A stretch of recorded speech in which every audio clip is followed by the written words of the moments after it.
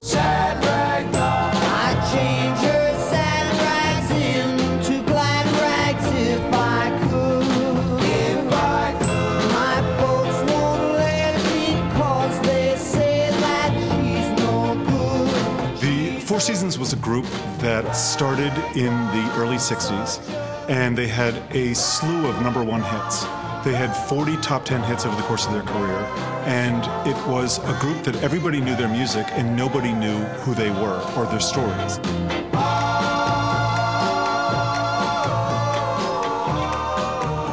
Look, we're 3 weeks in, and it's interesting because, you know, the Americans sort of have their big picture. This is their 7th production, and so there's some big shoes to fill, and I think we're all feeling the pressure, but also it's very exciting because we know what's going to happen. I saw the show in Vegas a couple of times, and I'm just, you know, I know what it's going to be like, but I'm finding my own sort of, you know, rhythm with it. I'm going to be Bob Gaudio of Australia kind of thing. It's not going to be a carbon copy. It's something that I'm sort of bringing to the table.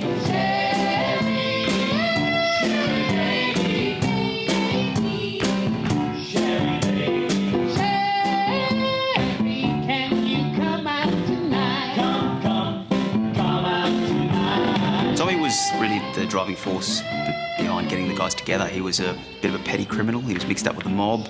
He was knocking off jewellery stores in the night and then playing gigs afterwards. He does a lot of time in prison in the show, comes in and out, and really held them together until they became famous. This is probably the most technically difficult show I've done because I'm singing, acting, dancing and playing the guitar, and I have a lot of props. It's technically very demanding, but also within that there's a real freedom to play.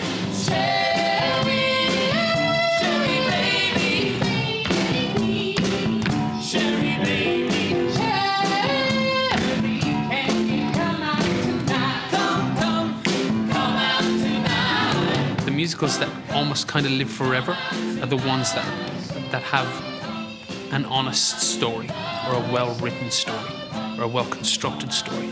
I know Wicked and I know Billy Elliot, and I've seen those shows and they're fantastic shows. And in terms of because their story was rock solid. And now with this, their story is so captivating, but the difference is it's 100% true. And I think that's what's so inspiring about it. Mean girls, don't cry. They don't cry. Mean girls, don't cry. That's just an alibi.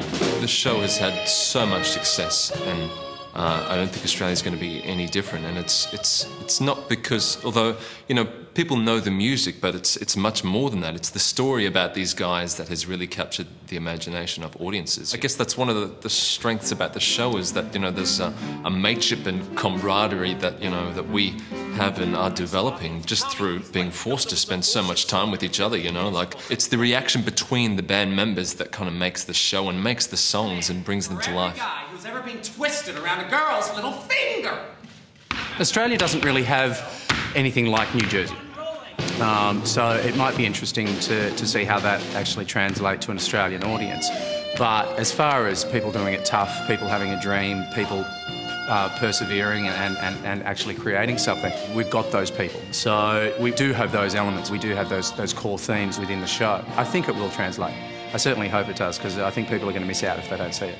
Oh, how you try out, tell me that you say out, telling dirty lies to my friends. My own father said, keep her up, don't bother. The world isn't coming to an end. He said, walk like a man, talk like a man, walk like a man, my son.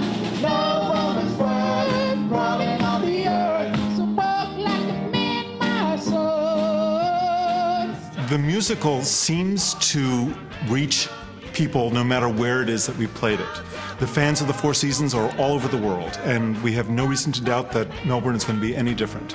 It's going to be a huge hit.